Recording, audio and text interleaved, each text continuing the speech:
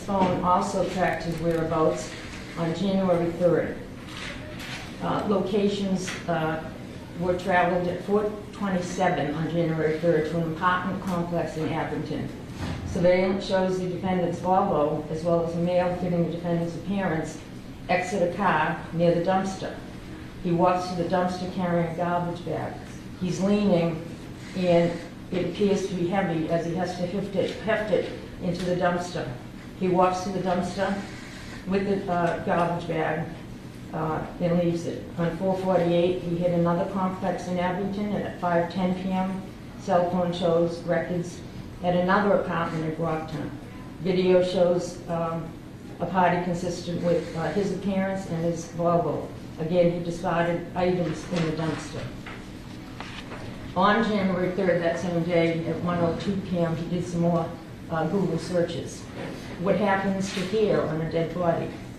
At 1:13 p.m., what is the rate of decomposition of a body found in a plastic bag compared to on a surface in the woods? At 1:20 p.m., can baking soda mask or make a body smell good? On January 4th, the following day, the defendant went to Home Goods and TJ Maxx. He purchased towels, as well as bath mats and men's clothing. At 4:15 that day, on the 4th, he went to Lowe's, where he purchased squeegees and a trash can.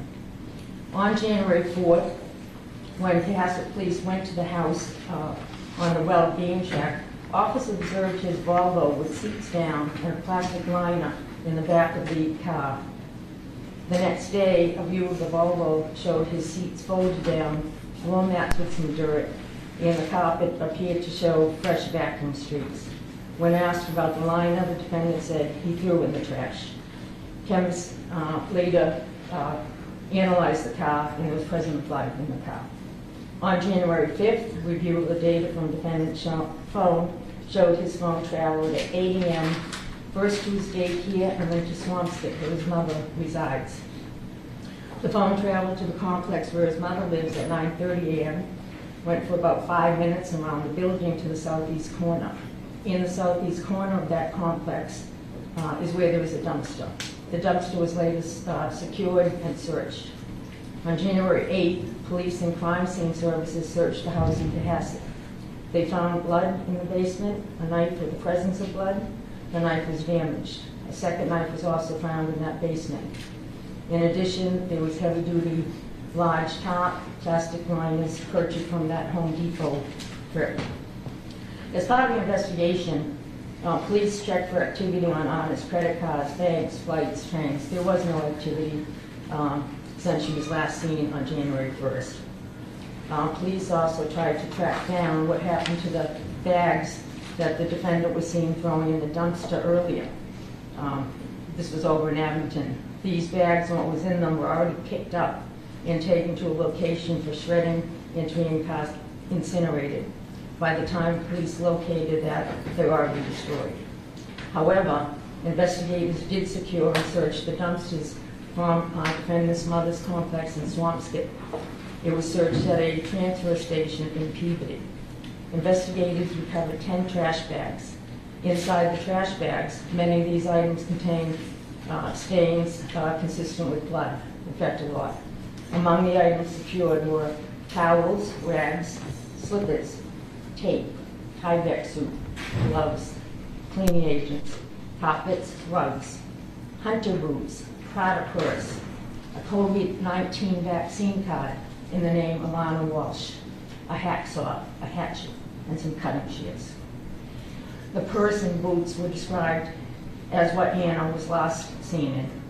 A portion of the rug was heavily stained with red-brown stains. The substance was consistent with also having baking soda on it. There was a portion of a necklace consistent with one that Ana had been seen wearing in photos. The State Crime Lab performed testing on certain selected items that were recovered from those trash bags. There was human blood found on them, and then they were sent for DNA testing. The findings are as follows. On the slippers in the interior, Ana and Brian Walsh were contributors to the DNA on those slippers which had blood on them. On the exterior, Ana and Brian Walsh contributed to the DNA found on those slippers. The Tyvek suit. On the interior cuffs, Ana and Brian Walsh contributed to the DNA that was left on them. On the exterior left pant leg, Ana Walsh was contributed to the DNA.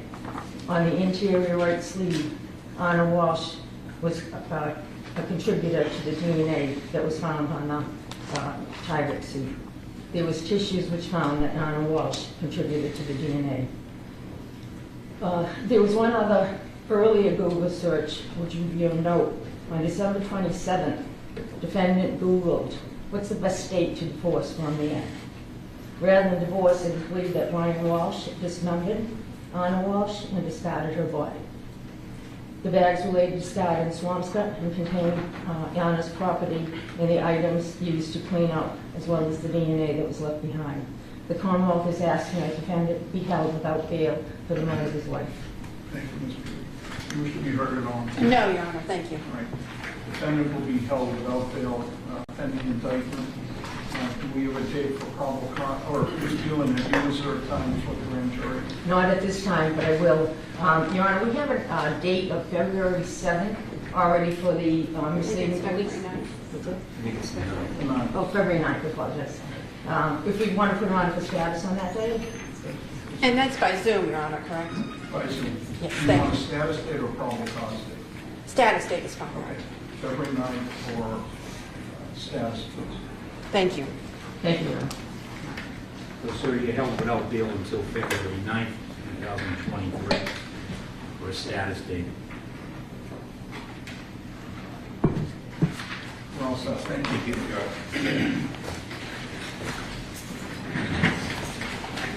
Thank you, Your Honor. Thank you, Your Honor.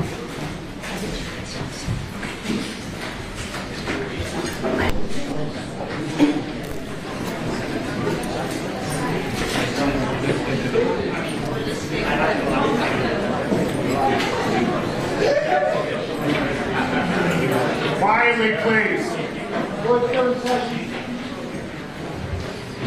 Yes.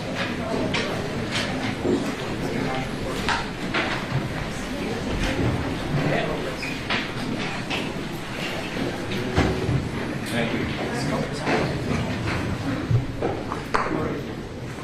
Well, all right, please.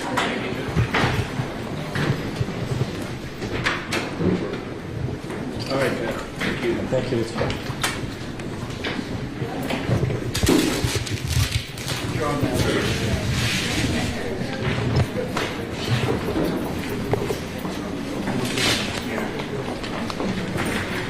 All right, guys.